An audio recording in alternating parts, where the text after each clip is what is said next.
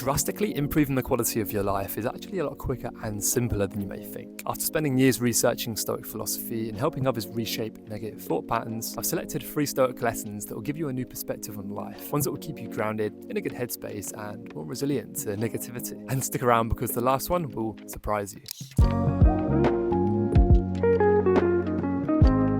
To best deliver these teachings, we'll take a practical approach. So not just theory, but how to actually implement each point in real life, into your stress, your struggles, your to-do lists, daily routine, your business, and just anywhere you feel stuck. These aren't vague concepts. These are tools that you can use today. So with that, let us begin. Lesson 1, control the controllables. There's a reason why this is where every Stoic begins. It's the foundation to everything else. Epictetus, who started life literally as a slave, once said, "Some things are up to us and some things are not." Sounds simple, right? But think about how often you actually ignore that. You worry about what someone else thinks, you get angry at traffic, you stress about your competitors. Next move. You can't control any of that, but you can control your effort, your focus, your response, your standards. So imagine 2 circles. One's massive, everything that's out of your control, the economy, the algorithm, the weather. The other's a small circle, your mind, choices and actions. Which one are you living in? A business owner that I came across had a mantra: control the controllables. Every time a storm hit the market, she repeated it, and her team,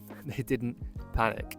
They focused, executed, and grew, while others crumbled. Here's the truth. If you feel overwhelmed, you're probably spending too much time outside of the small circle. So next time you feel anxiety rising, just ask yourself, is this in my control?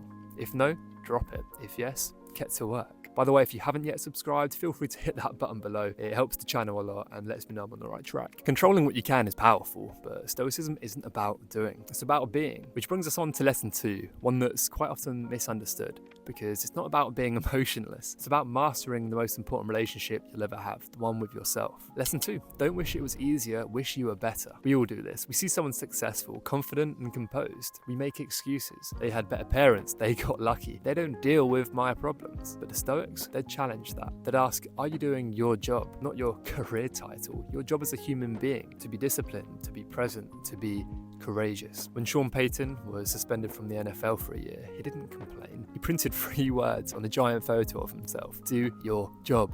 That is Stoicism in action. It's what Marcus Aurelius meant when he said, if it's endurable, then endure it. Stop complaining. You don't have to like what's happening, but you do have to respond with strength. And yes, you can still feel things. Marcus felt deeply. He lost children. He had to lead Rome through a plague and war. He wasn't numb, he was disciplined. There's a difference, you can feel tired and still show up, feel afraid and still act. You can feel frustrated and still choose not to lash out. That's the job, and let's be honest, most people aren't doing it. They're waiting for perfect conditions, for motivation to arrive, for the anxiety to go away. But Stoicism says you don't wait, you work, because action is the cure. You don't get brave, you do brave things. You don't become confident, you practice confidence, even when you don't feel like it. Discipline, courage, patience, they're all muscles, and they grow with reps. So ask yourself, are you doing your job, or are you blaming, waiting and avoiding? Only one of those paths lead to peace. So now you've got a focus, you've got discipline, you've got clarity, but here's the question: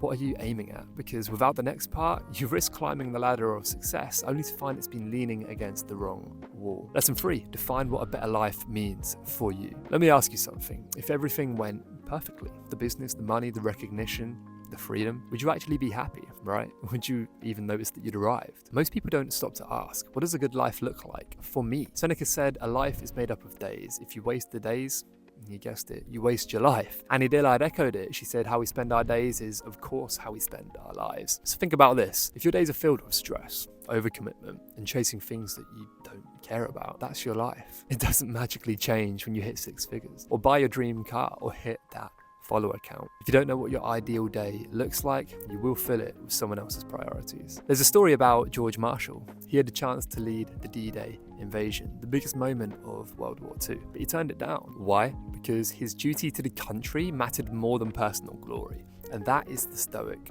mindset. Ask yourself, am I doing this for appearance or because it aligns with my values? Do you want to be someone or do you want to be something? There's a quiet peace in knowing what matters. Maybe your ideal day is simple.